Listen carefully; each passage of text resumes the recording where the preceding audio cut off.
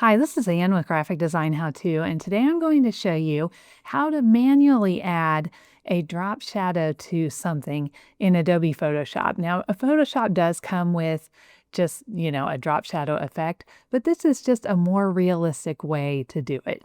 All right, let's get started.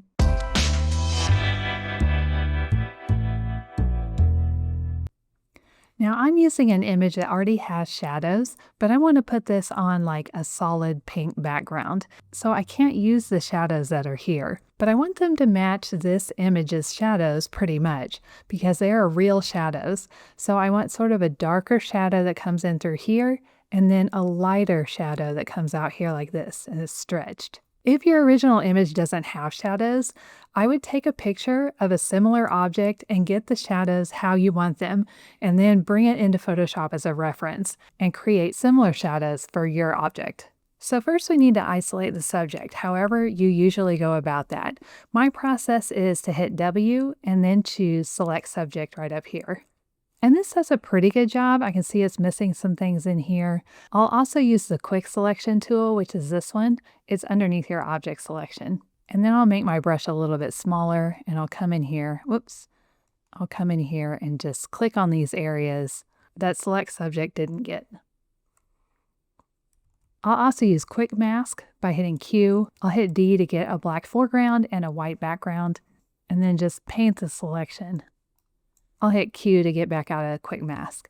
I would make an effort to get this really perfectly cut out, but this is just a tutorial, so I'm not going to worry too much about that part. I'm going to drag this to duplicate the layer, just so we have a background copy that we can turn on and turn off to see our shadows. And then on the top copy, I'll make a layer mask. Now I'll make a new solid color, and I'm going to make this kind of a lighter pink. So now we need to make the shadows. We want them to match our original image. So I'll Option or Alt click the eyeball on our original file to see what we're looking for. We want a darker shadow here and then a lighter shadow that comes out here. I'll Option or Alt click the eyeball on the background layer to view all the layers again. I'm going to Command click or Control click my mask to get that selection back. I'll get on my original image and I'll sample one of the darker green colors. And this is the color I'm going to use for the shadow. Now I'll make a new layer and then I'll hit Option Delete to fill my selection with that dark green color. And I'm going to drag that underneath my original image. And I'll hit Command D or Control D to deselect. Now I'll go to Filter, Blur, and Gaussian Blur. And I'm going to put this at about 55. This will depend on how big the image is. I'll check my original file and you can see there's obviously no shadow on this side because the light is coming from over here. So I need to move my shadow over. I'm clicked on that layer and I'll hit V on my keyboard and I'll just move it over. I'll Option or Alt click the background and it looks like I need to squeeze it a little bit. Squeeze it down and up because it doesn't go up like this. So I'll hit Command T or Control T. I'll hold Shift and bring it down. And I'll hold Shift and bring this down some too. Looks like I need to bring it over even more. And that's pretty close to our original. We can also change the opacity if this is too dark. I'll put it at about 86. Next, I'm going to duplicate this layer by holding Option or Alt and clicking and dragging right underneath it. And now this layer will be this kind of softer shadow out here. I'll hit Option Command comma or Alt Control comma to bring all the layers back into view. I'm going to put another blur on this bottom copy.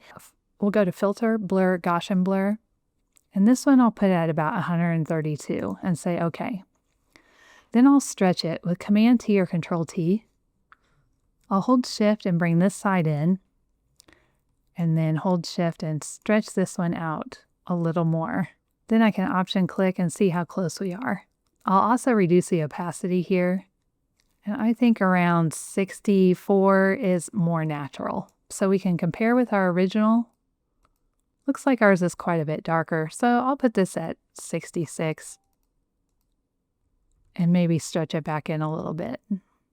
Okay, so now we're pretty close to the original, and I think this looks pretty natural when you compare it to the original built-in Photoshop drop shadow effect. And that's it. All right, I hope this video was helpful for you. If you liked it and you want to see more videos like this, just click on the subscribe button and the little bell next to it, and you'll be notified every time a new video comes out. All right, I'll see you in the next video. Thank you.